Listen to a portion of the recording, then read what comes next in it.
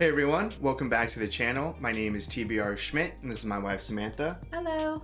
And today we are watching episode 9 of The Pacific. What'd you think of last episode? That was heartbreaking. Absolutely heartbreaking. We're seeing the full episode of, John kind of seeming like he's gonna get his happy ending with Lena. Yeah. And, they get married and we watch like their love grow. And then, he's back and he's training all of these young men. And it just seemed like he was in such a good place. He did what he thought was right by re-enlisting. Right. That is who he is. He couldn't go back to just, anything outside of the Marines, yeah. Right. And then we watched the end of John. Yeah, no, that was just super sad. It just hard cut to the beach of Iwo Jima, and that was just like vicious. Yeah. That was brutal fighting. There were so many times where we thought John was going to get hit by something, and then that like heroic run back to his men and then just shot right in the chest. Yeah, the level of stress throughout like the last probably 20 minutes of last episode was intense. So super rough. In the beginning we kind of got that little intro that Iwo Jima was going to be incredibly difficult. I'm not quite sure where this episode's going to pick up on. Everything in the comments from last episode was like, well, be prepared for this episode as well. I know, I'm very, very scared. Right. There's only 2 episodes left of the series. I'm assuming then now we're going to be going back to Eugene. Yeah. Because he's about the only person that's left. Yeah, he's pretty much the only one that we're following at this point. Right. So I'm super interested to kind of see how this series finishes. Like you said, only 2 episodes left. I know I'm going to love them, but I'm also terrified to watch them. Yeah, me too. So if you would like to see the full-length reaction to this, as well as everything else that we have reacted to, the link to our Patreon is in the description. If you would like to interact with us on Twitch, Instagram, or Twitter, all of those links are in the description as well. And with that, let's get into the episode. Final step of the Allies' planned invasion of the Japanese mainland. Okinawa. So close. A terrible campaign than Okinawa. Jeez, that's what we thought about Iwo Jima. I know. Just keeps getting worse. Okinawa had the highest number of casualties in all the campaigns of the Pacific. Hundreds of thousands of Okinawan civilians were wounded or killed. Oh no. The devastation was compounded by the torrential rains that swept the island. Back to terrible weather. So the bodies would just constantly rot away. When in the world are we going to get out of this mess? Live like human beings again, instead of like rats. It really is. Just every time it's more brutal than the last time, and that seems unimaginable. My eyes are already watering. Oh no. Yeah, it's over. They're so close to Japan. Makes me sad. Eugene's just like not Eugene anymore. Yeah. Just like his father said. I hope there's enough left when he gets back. Hopefully, Right. if he gets back. Yeah. Is this the first time that we've seen civilians? Yeah, that's what I was thinking. They're Okinawans. They look like Japs. They're Okinawa. Fuck off. What you say, Boo? The name's Peck. Tony Peck. Let me see that photo of your wife, Kathy, again. Oh. I need something to jerk off to. She's perfect. Oh, Kathy. Harder. Harder. Giving shit to the new guy? Yeah. The new ponchos are full of chemicals. I didn't hear that. Yeah, you think they're gonna tell you? Take mine. Okay, thanks. No, they're just toying with this guy. Jeez. Move! Move the fuck down! Sit the fuck down! These men attack my prisoners. I want his rank and serial number. I'm an intelligence officer. Well, maybe you should use your fucking intelligence and get these people off the trail. Seriously, why are they right there? You hit another Japanese prisoner, I'll have you court-martialed. If anything, I feel like Sledge was de-escalating. Yeah, that's what I was thinking. Oh, shit.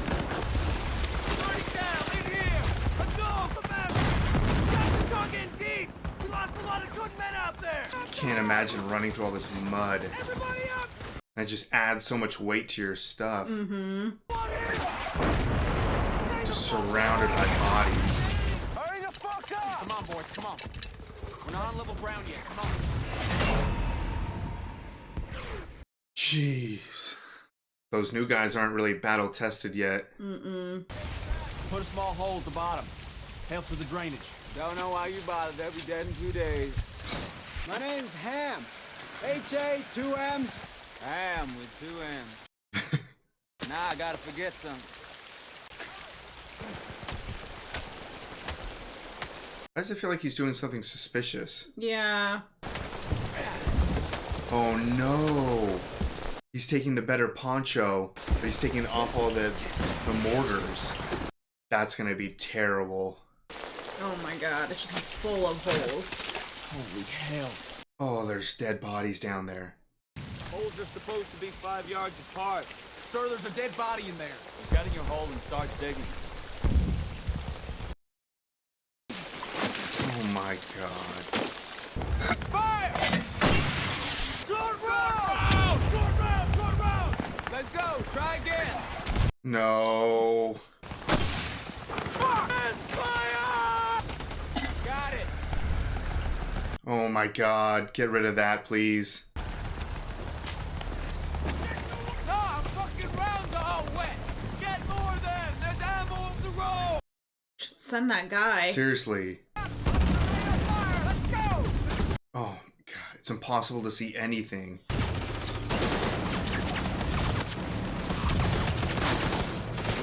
Hold your fire! Hold your fire! Oh my gosh. These are civilians or? I think so. Get still alive! Watch a kid get gunned down right in front of you.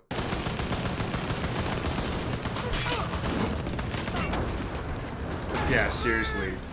It's his fault. He got Yeah. his brother killed.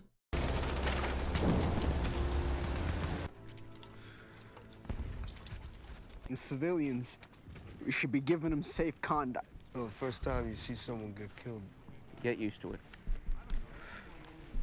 his brains and bones got spread all over my face and chest. Oh my gosh. Never ever forget something like that. Good thing your damn head's so fucking hard. You got 9 lives, Bill Layden.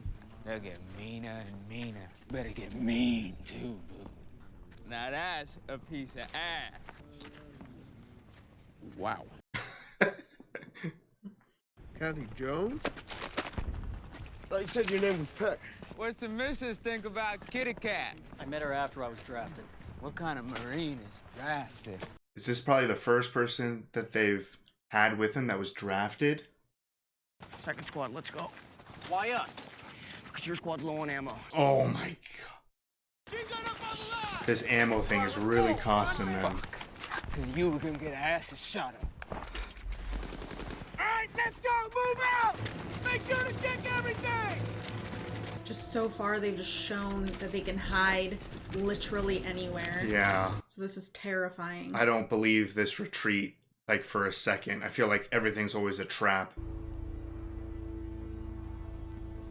It's an uphill climb in mud. Sounds like a baby? Civilian! I don't know. I still have such a hard time trusting anyone. Okay, that's a real baby. Trying to give us the baby. What do we do? Fuck! Jesus! Oh my god.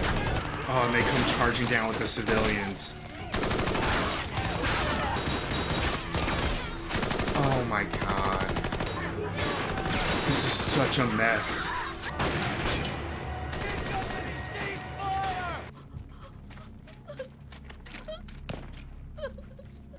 Oh, Lord. Incoming! Those are ours. That's close. Oh my god, they're getting hit with friendly fire. Oh. Jesus. Because some asshole officer read a map wrong. God. At their absolute breaking point. That was horrible. All of those civilians in between the American and Japanese forces. Yeah. My dog died. How old was he? Got him as a pup about 9 years ago.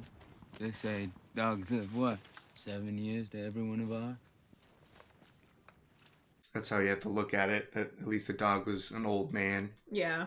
Ship got hit by 2 kamikazes. 500 guys died. Can't fucking surrender?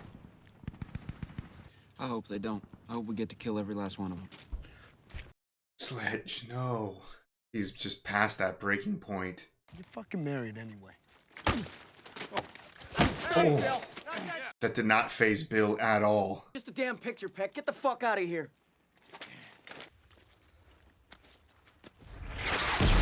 No!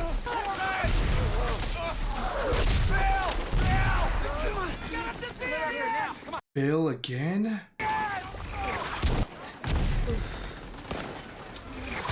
Man, that fight just saved that guy's life. Seriously, yeah, I told him to get out of here. Please, I hope Bill has one more life. Thought it'd be different. Different from what? Just saying. Grow up, Ham. Fuck you, Sledge. That's the talk. Yeah. Fuck you, too. Where you from, Ham with 2 M's? So now you want to know where they're from? A lot of animosity. Yeah. Kind of like you said in the very beginning of the episode, Sledgehammer just doesn't even look like Sledgehammer anymore. Just shitting. You dig that any deeper, they'll get you for desertion. We're never getting off this island. Summer's right around the corner, and then there's Thanksgiving. I'm already working on your Christmas present. Oh, no. Ew. I mean, can you even tell anymore? I know, right? What's shit and what's mud? I need a stovepipe boy up top. Sledge, that's you. Like the silence of this making me Get a spoon. nervous. Yeah. Oh, no. Holy shit. Ew. Oh, my God. Sledge, where the fuck are you? Oh no, he's gonna lose it. Please, someone give Sledgehammer a break for half a second. Cutner saw Japs move into the hut to the left of the big tomb. XO wants a round in the farmhouse in Sector 2. 1 round, HE. Add 50 and try again. Spot on. Holy shit. Oh my gosh, Sledge. Yeah, that was impressive. His gun's no good, Yeah, right? it's filled with mud. Wait. Wait till they're close.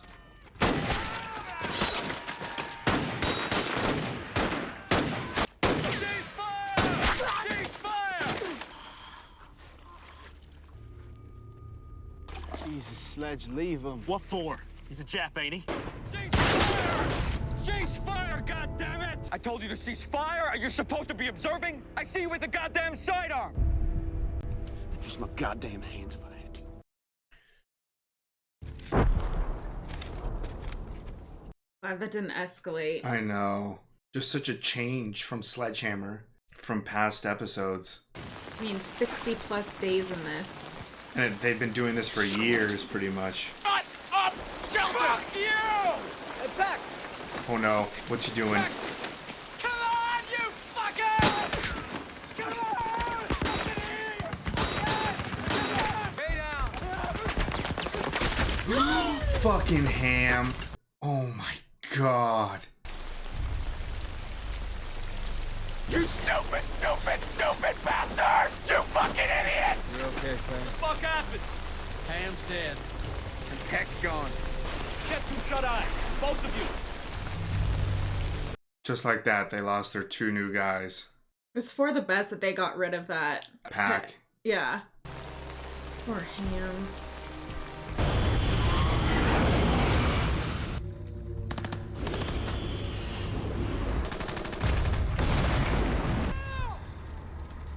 Sledgehammer just looks like possessed.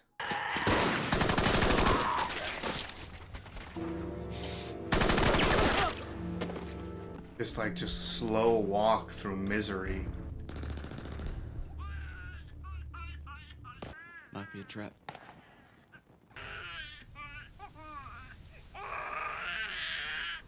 Is this where he called them?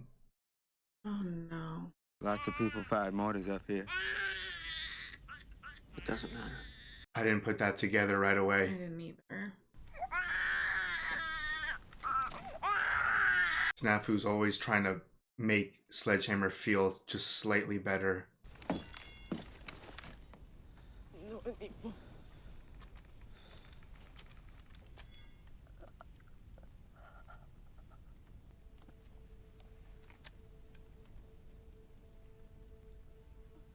I was gonna say, what are you even doing this?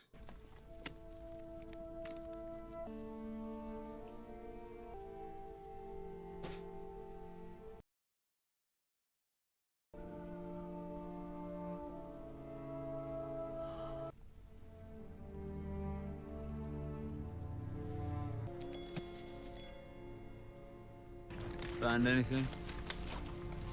No. There's still some Sledge left.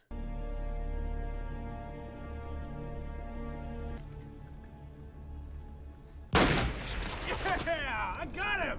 Got me a Jap. Hey, what the hell is wrong with you? You feel good? He's a damn kid. What's your problem? He's a Jap. We're here to kill Japs, ain't we? Oh my gosh, just like he said earlier. Just killed an unarmed boy. Thank gosh they're finally out of that. Did you get this, Aaron? Gunny Haney gave it to me. Took it with him from Guadalcanal all the way to Paylou. Heard Layden made it back to the States. So I bet you always said he was first. Bill's alive. These places that they are some of the most beautiful and some of the most terrible places ever.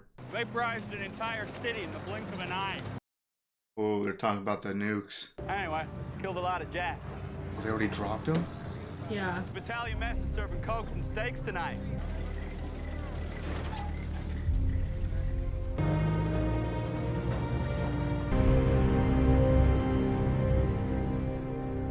Alright, that was episode 9 of The Pacific.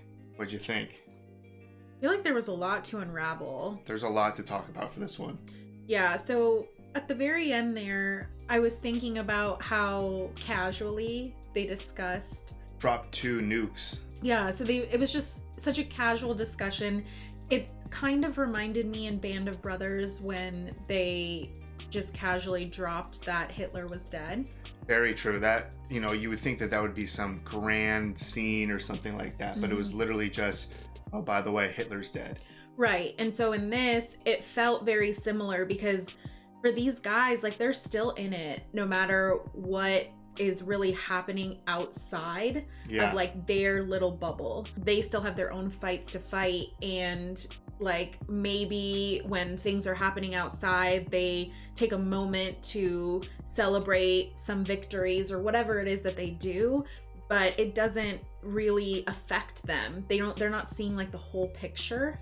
No, they're so focused on their mission and what's going on in their lives, it's impossible to reflect as someone who's maybe home can just read the newspaper and be like, oh, this happened and this happened. And exactly. Yeah. It's a reminder that that's not how this works. Like when you're in it, that you're not like, oh, is it over then? Or right. You know. I mean, like nowadays something could happen on the other side of the world and everyone on the world could find about it in half a second. Yeah. Whereas back then, you know, especially in this situation where they're going through these horrific battles. I found that just really interesting there at the end. Very interesting. That's a really good callback to Band of Brothers too, on how something so major in the grand scheme of things is just relatively a small talking point, or just brushed off in a simple conversation. You know, and there was a lot of sweet moments between Snafu and Sledge. Yeah, you know, Snafu in the beginning always seemed like the hard ass, like who was gonna give shit to everyone and stuff, but he very quickly like shows his true colors of really caring about people. But there was 2 specific events with Sledgehammer when devastating news that he lost his dog, and he, you know, tries to put it in the perspective of, well, how old was the dog? And well, if the dog's like 10 years old, then that's about 70 years old. Like, your dog lived a great long life. Like trying to make it this horrible situation, like package it into a slightly more digestible event. Yeah, and I think that Snafu can really see that Sledge is kind of at the end of his ropes. Yeah. But honestly, like the conversation when they were just kind of sitting and they were just chatting, it was dark and everything, it just like made me like my brain just went to like, if something happens to Snafu, I'm gonna lose it. I know, right? And the second point was when they go into the building, that's the, you know, neither of us picked up on it right away. I kind of noticed it when Sledgehammer looked at the hole in the ceiling. Yeah. And then it was like, oh my gosh, this is the building that Sledgehammer called that strike on. Right. Immediately, Snafu was like, well, a lot of people shot mortars, because he knew that that's exactly what was going on in Sledgehammer's mind. It was like, I did this, I killed this family. Right. And Snafu was like, well, we don't know that. Like, you know, it could have literally been any one of hundreds of mortars. Mm-hmm.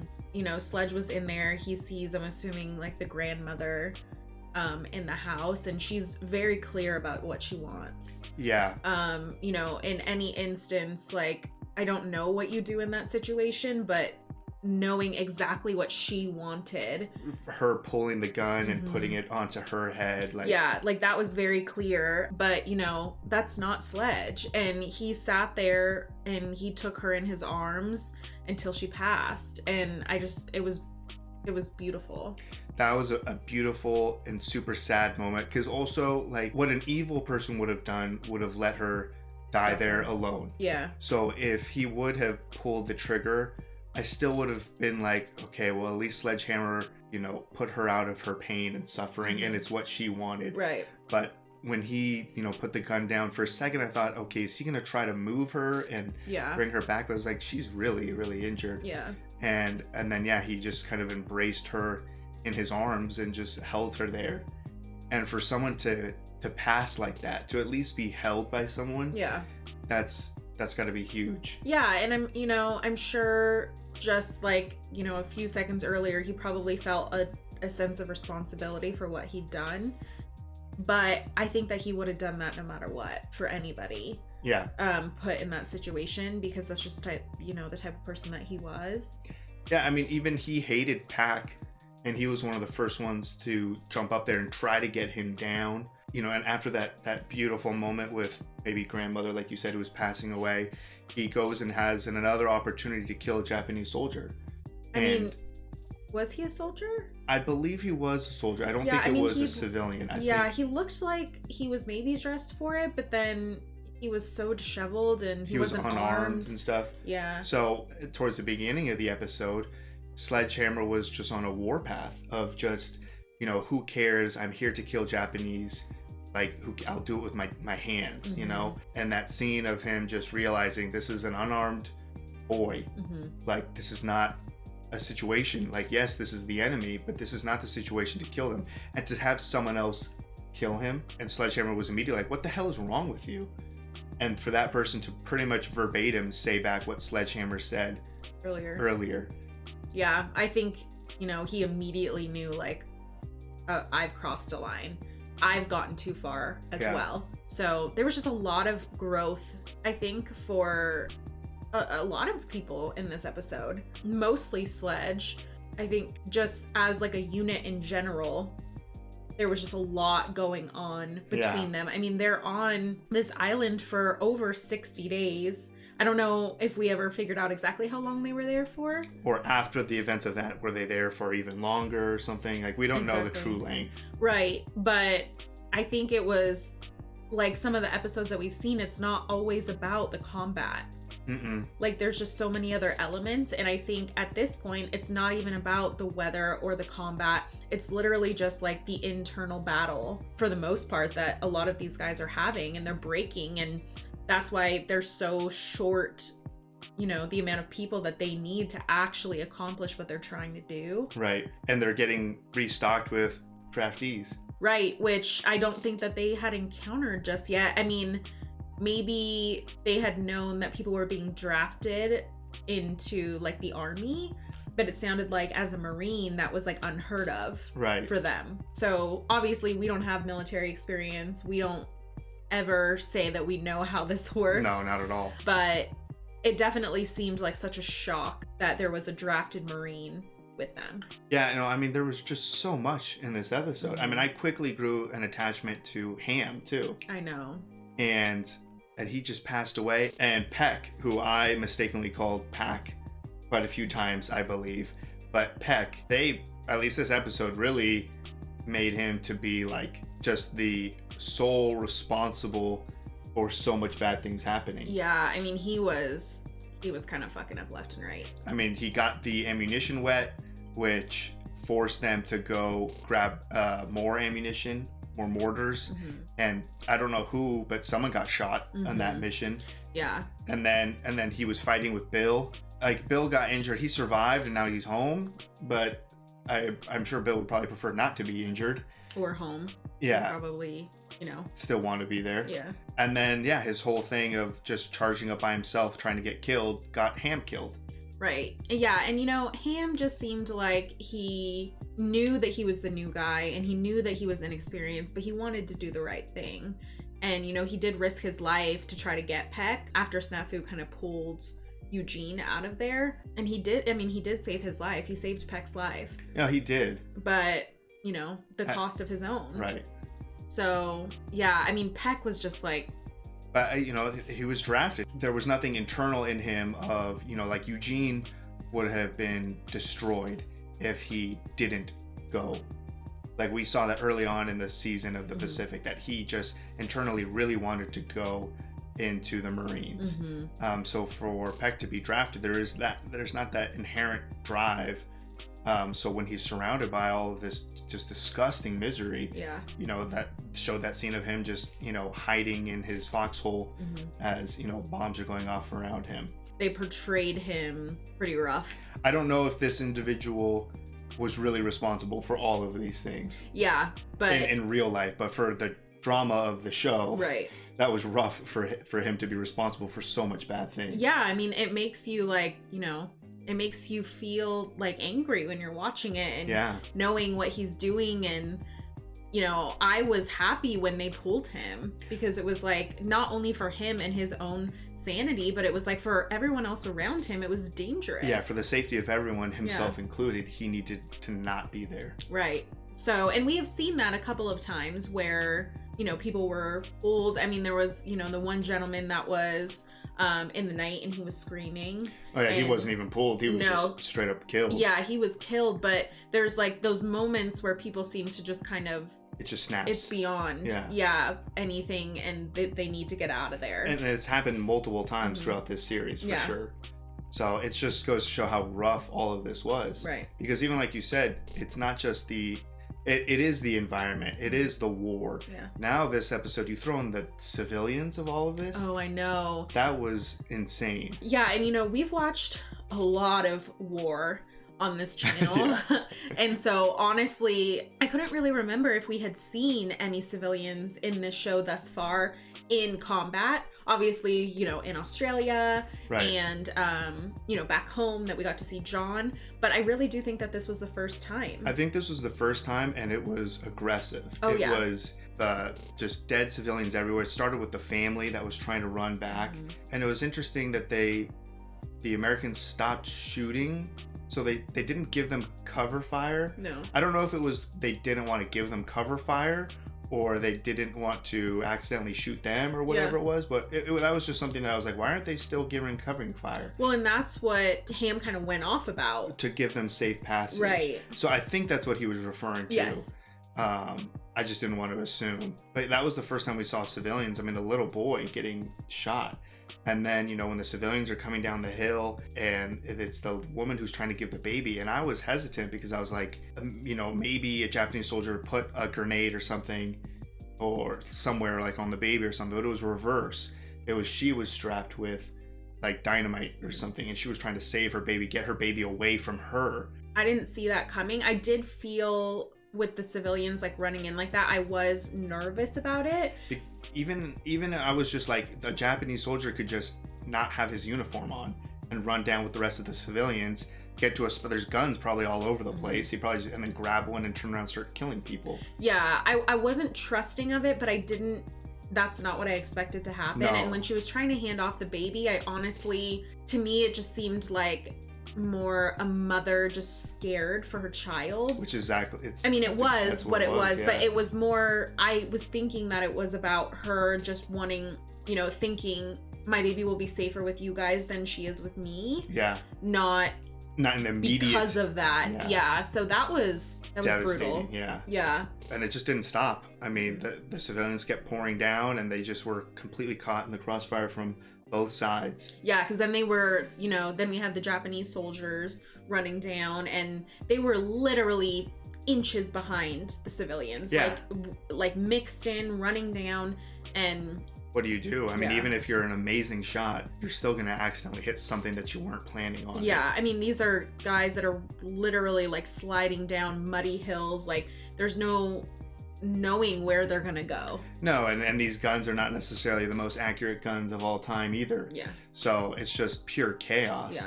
I was not expecting it. You know, we were told to be prepared for this episode, and nothing was spoiled, but I thought that it would be like, oh shoot, we're gonna lose someone. We're gonna lose a Marine that we've really grown to be attached to, and at this point there was pretty much only two left, Eugene and Snafu. Mm-hmm. So I was just dead afraid for Eugene and Snafu. But what this episode turned out to be was just this harsh punch in the face of the reality that all of these civilians were mixed in. Even before this episode, we saw real life footage of a little baby just sitting there seemingly covered in mud and blood and stuff, and it was just so horrific. Yeah. Even being told to be prepared, I don't think we were prepared. No, and honestly, it's just such a reality check that as these wars are happening, these are people's homes. Yeah, it's a lot easier to notice that in Band of Brothers when they're literally fighting in towns. Yeah. And it's for whatever reason, I think probably the majority of people envision war taking place on some battlefield that's designated for that or something. Right, which is never the case, but it's true. Yeah, but the reality is that war is being fought in people's homes, in people's towns, villages, cities. Yeah. And throughout this series, we see a lot of jungle fighting. Mm-hmm. We're literally just fighting in lava fields or whatever it is. It's not from building to building. Yeah. But so this was definitely the first episode where it was just this is someone's daily walk. This is where they walk every day for life to get from one place to another. And now it's littered with dead bodies. Right. It was rough. Yeah, no, it was devastating. So we only have one episode left. I kind of missed that part. I don't know if they dropped both bombs or just one or anything. It sounded like one, but I don't know. So I know in reality we dropped two, and I think the war's quickly over soon after that, Mm-hmm. I believe. Yeah. So I don't know, maybe the last episode is just totally wrapping up storylines, or maybe we just go back to America to see where everyone is at or something. So I'm really, really interested to see how this whole series finishes, because I think it's been fantastic so far. Yeah, no, it was definitely more rough than Band of Brothers, but I enjoyed it. I've enjoyed it thus far just as much as Band of Brothers. Yeah, for being set in the same war, Mm-hmm. in the same time period, these are two drastically different series that it's almost impossible to compare the two. Yeah. But exactly like you said, I've really enjoyed both of them. So if you would like to see the full-length reaction to this, as well as everything else that we've reacted to, the link to our Patreon is in the description. If you would like to interact with us on any other types of social media, all of those links will be in the description as well. And with that, peace everyone. Bye. Bye.